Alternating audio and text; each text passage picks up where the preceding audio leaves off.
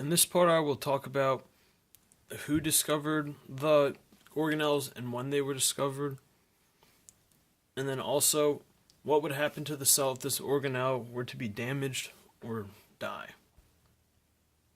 The nucleus was discovered in 1831 by Robert Brown. While he was on a voyage to Australia, he was looking at plant cells. And throughout all the cells, there's a similarity that they had a clear opaque circle structure. And this is what we call the nucleus.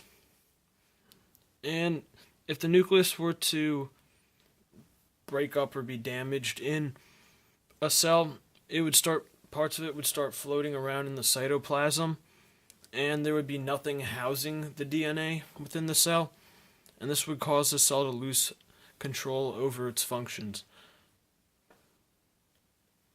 The ribosomes were discovered in 1955 by George Emid Palade. He discovered the the organelle while he was looking at a sample of a cell.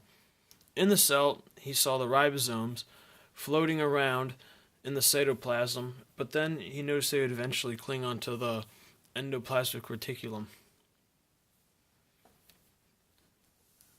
Now, without the ribosomes, the cell wouldn't be able to make proteins.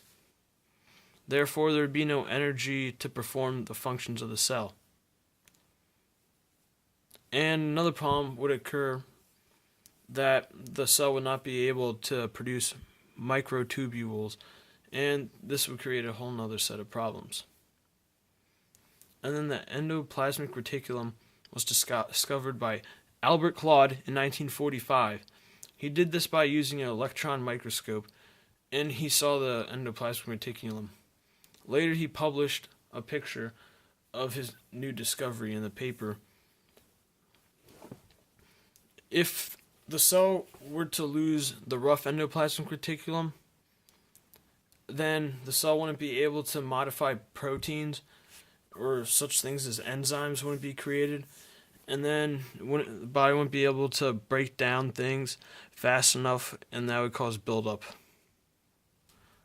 And then if there was no smooth endoplasmic reticulum, there wouldn't be any lipid-based hormones. And this would be a problem because then the body wouldn't be able to detoxify substances, and any type of alcohol in the body would kill the liver. Also, fats would not be made.